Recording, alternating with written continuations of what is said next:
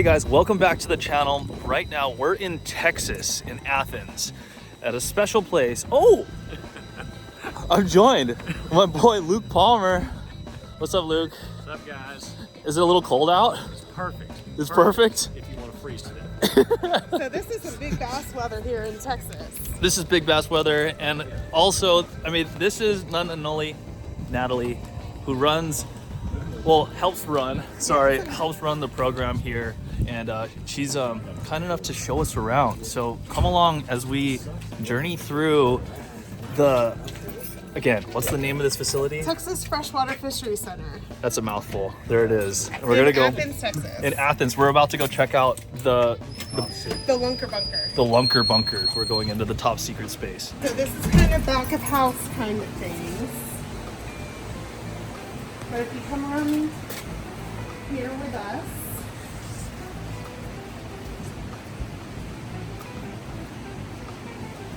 we have Sharelunker 590. This is Joe McKay's Sharelunker from OHIB. At the time, it was a lake record. It weighed 16.4 pounds. It was the 18th largest largemouth bass caught at the time. I think maybe the 16th largest at the time, and it's the 19th largest largemouth bass now. She's in here? On the list. And she's in here. Okay, so who's been fishing? Yeah. There's the rod. Where's she at? Oh my gosh. Oh my gosh. Looks like all those fish I caught at Santee. Bro. Oh my gosh, dude. That doesn't even look real. Look at her eyes. That's the biggest bass I've ever seen in person. How much does she weigh now? I think we got her up to 19, 20 pounds, but she was probably 16, 17 in that range, I'd bet. Oh my. What's this little guy playing for? It was another Sharelunker at the, or maybe she wasn't a Sharelunker, but she was up in our dive tank for visitors to come and enjoy. And she is Sharelunker 590's companion bass. Oh, companion. Oh, hi, companion. Jeez, that's insane. 9 pounds and it's like a boy sitting next to her. Dude, how would you like to catch that one? I wouldn't know what to do. I just throw my rod in there. It's a well. That's insane. I would absolutely freak out if I saw, oh my gosh, that's so cool. So we're here at the Lunker Bunker. This is where all of those 13-pound bass that are caught by anglers January 1st through March 31st come. And the space is called the Lunker Bunker, but each one of these tanks is also called a bunker as well. So when you catch your fish and share it with Texas, this is where she comes. She comes in, we do kind of an assessment of her right away, see her health, see if she has any scrapes or bumps along her side. We'll treat those. If she happens to be experiencing some barotrauma, we'll treat that as well. And then she comes into our Lunker Bunker until it's time for her to spawn. We keep brood fish that are male descendants of other Sharelunkers here on site. So we'll bring those into our raceways and pair them up with your donated Sharelunker to the program. And they should have the best genetics possible out there and should make bigger, better bass for you to go and catch. That's amazing. That's so cool. So as soon as they spawn, we actually bring them over here. These are called McDonald hatching jars. And we'll put the eggs in there and water will flow through. And the reason why that's really important is so that you don't get any fungus growth, you get a lot of oxygen into your eggs, and you have higher survivability of them, because we want to make sure that every egg that we can hatch out, we actually do. Turn into a fish. Yeah. Awesome. And then as soon as they do, we bring them over into these little tanks here as fry. As soon as they absorb their yolk, they'll actually start swimming up, and that's when we'll actually move them outside to our hatchery ponds.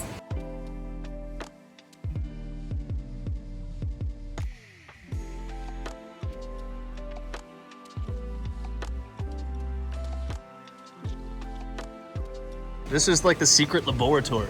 Yeah, behind the scenes, and we try to make the Lunker Bunker kind of a safe, secure area for the fish. We paint them a darker gray color so that they don't feel like they're vulnerable out in open water.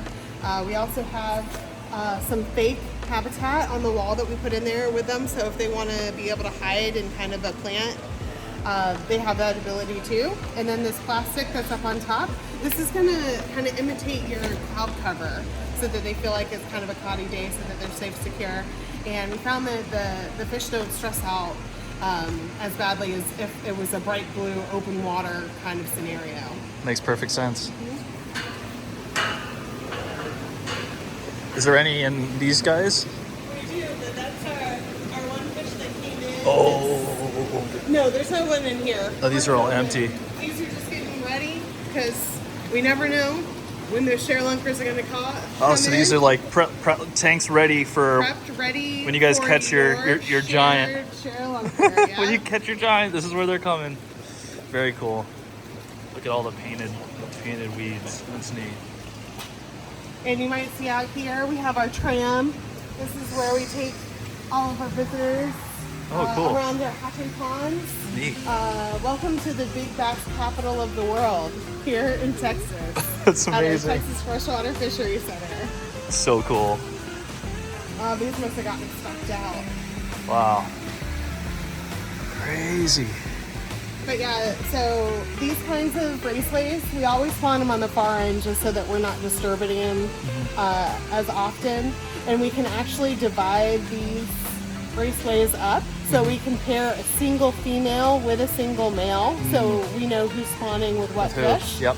And so as soon as we collect the eggs, we know how many is produced from an individual. We know whether or not they're a pure Florida largemouth bass or an intergrade. And we know what reservoir they came from. So what's in the bottom? Sand or? No, it's just Algae.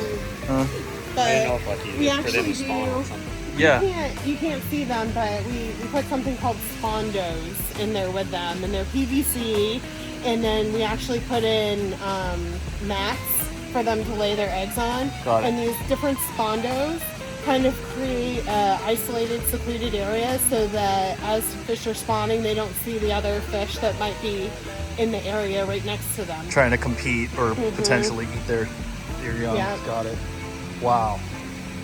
So cool. So we've been doing this almost for 40 years now. So 40 years? almost 40 years. Yeah, this is our 38th year for the Sharelunker program. That's phenomenal. I mean, it shows. I mean, Do the fish prefer country music or rap music? Well, why I'm just wondering. I mean, it could be red dirt. They might like red dirt. unfortunately, the bass that are in here, they don't have a choice because we only have one radio station that comes in the building. But why would we want to play music that's in here? It drowns out some of the other noise. So as a hatchery team is coming in here and they're taking fish or taking fish out for other spawning, because we're not just spawning the Sharelunker bass, we're also going to be spawning the Lone Star bass during the same time period that's going to get sucked out to the rest of the state. Wow. There's going to be some noise made, so if you can kind of dampen that a little bit, why not? maybe it might not disturb Dampen it with the some country spawning. music. Why not? We're in Texas. So one of the things that we're really advocating is if you're going to fish your fish, do it through the side. Through the side not versus the mouth. Because that's where the organ is that makes the swim bladder actually function. Wow. And if you do it wrong, You can just completely, that fish probably isn't going to survive because it's not going to be able It's to fatal, regulate how much air is going to be in their swim Wow. bladder. So you hear that, guys? Whenever you're fizzing a fish, take it from the professional. You know, like she said, it's the organ that regulates the swim bladder is located in the mouth. So then if you puncture the fish when trying to fizz them when going through the mouth, you could potentially mortally wound that fish. Instead, go through the side. And that's only if you have to. If you're a tournament angler and you're going to be putting your fish in the live well, that's when you would want to fizz it. Yeah. If you're just going to catch it, maybe at a deeper depth, come up, take a couple photos of your fish. If you can re-release that fish right where away. you caught her, then she'll go back to the depth that she was at, Yeah. and she'll be perfectly fine with no needs to be fizzed. There you go. Little tips. Sweet. All right. What's next in the Disneyland? I'm here with Tom, who's the director of the Sharelunker Program, right? right? And The Texas Freshwater Fisheries Center. Natalie's your awesome director. I'm sorry, Natalie. No worries. We can start over. No, this is good. I think we nailed it. We were talking about earlier. We were talking about what the big girl's eating, and she is eating all the sunfish. And Yeah, we have big old bluegill in there. We have red breast sunfish as well as trout. So it's trout stocking season here in Texas. We're stocking about 345,000 rainbow trout across the state for our anglers to enjoy, and we get a few surplus of those. We put those in there with our Sharelunker bass, and certainly with this big beautiful bass, Joe McKay's Sharelunker, so she can grow fat and healthy for you to enjoy when we reopen. Yeah. That's phenomenal. So, question: some of the people out on the West Coast would wonder, since you have the option to feed them trout in here, wouldn't it be a better option versus the sunfish because she has less probability of choking on trout than it would a sunfish? She has both options for what she likes, and that's what we want. So we put them both in there. And, Little poo-poo platter, if you will. You know? Well, there they go. Well, that's where they're going to go. She's going to make them into that, so that's fantastic. Sweet. Well, there you go. There we have it. Poo-poo platter, just so you guys know. So in Hawaii, we say poo-poo platter. It's kind of like tapas. So, but I guess that works either way. Wow. You opened the door, Matty. I did. I guess. Well, you walked through, so good job. In hatcheries, we actually will we'll weigh eggs, and we enumerate, get a number of how many eggs those are, in part based on the weight, on what we know is an average weight. Well, at one time we actually realized, we thought that we're having really low returns in these Sharelunker eggs. Like, why are they not hatching as well? It wasn't that they weren't hatching as well, it's that there were fewer eggs. We determined there were fewer eggs because Sharelunker eggs are actually bigger than regular largemouth bass eggs. And so a Sharelunker has a competitive advantage because they're big before they're ever even fertilized. They're bigger than other bass. Wow. And I think that's pretty dang on cool. That's super neat. Yeah, so that's one of the things we've learned here at the Texas Freshwater Fisheries Center. Wow. So, again, to drive home importance of it, taking care of your big fish when you do catch a trophy fish, Tom, tell us about the importance of really making sure handling is precedent. Absolutely. You want, wet hands. We want to make sure we're getting those fish back in the water. Be very thoughtful about water temperatures and air temperatures and how you're treating them in the live well. If you do live well a bass, all those things, we put a lot of work in it. Those Sharelunkers out there, they're an average of 10 years in Texas to grow to over 13 pounds. So there's a lot of work and effort that goes into making those fish. So please treat them like the prize beauties that they are.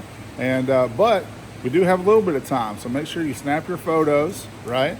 And you get your weight and your length and some scale samples, and you send those in to us so we can get great genetics off of those fish and better understand our largemouth bass populations. We make good management decisions to keep making bigger, better bass for current and future generations, guys.